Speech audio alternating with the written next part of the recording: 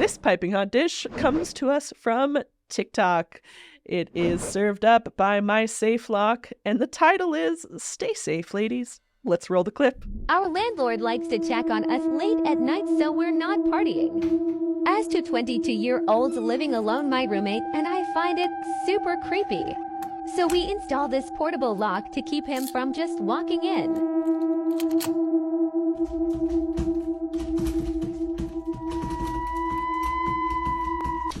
Horrifying. That's spooky. Yeah. Very spooky.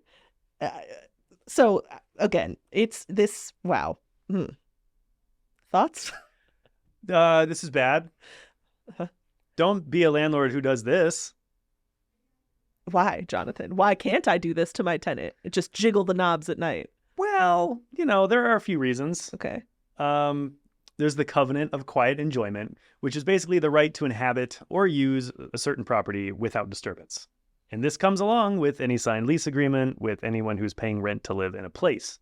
Clearly what's happening here is a violation of that right to quiet enjoyment. Hard to enjoy something when your landlord is trying to break in all the time. Yeah.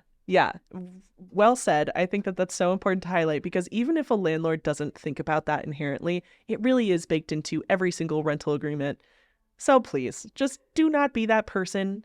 Do not be jiggling all the knobs. You don't have to do it. In fact, you're infringing on your tenant's rights when you do, and it can be considered harassment. Yes. Also, if you want to go pop by your rental unit, make sure that you are giving proper notice. It's going to vary depending on where you live, but it is never appropriate, especially not on a regular basis, to be sneaking around and trying to get inside the unit at night. Cut it out. Stop that immediately. And then the TikTok said to make sure they weren't partying. Yeah. Wouldn't you know before you try the door?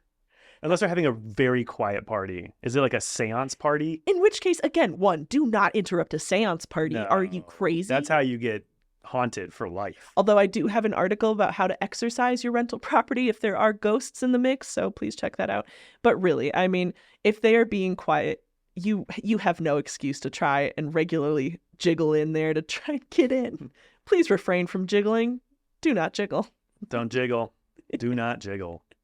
What should the tenant do if they are having this very insane situation? Document.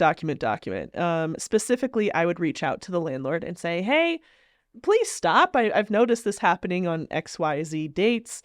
The reason you should be documenting is because this is technically harassment, especially if it continues on for a significant period of time. Documentation is your friend.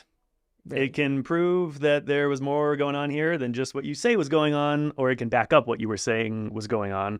If it goes to court, if it goes to evictions, having documentation on the landlord side or on the tenant side, always good. You nailed it. And if you're a landlord and you're not doing anything wrong, then your tenant having documentation shouldn't upset you because you know you're in the clear. But if you're jiggling handles, I'm going to go ahead and say you're not in the clear.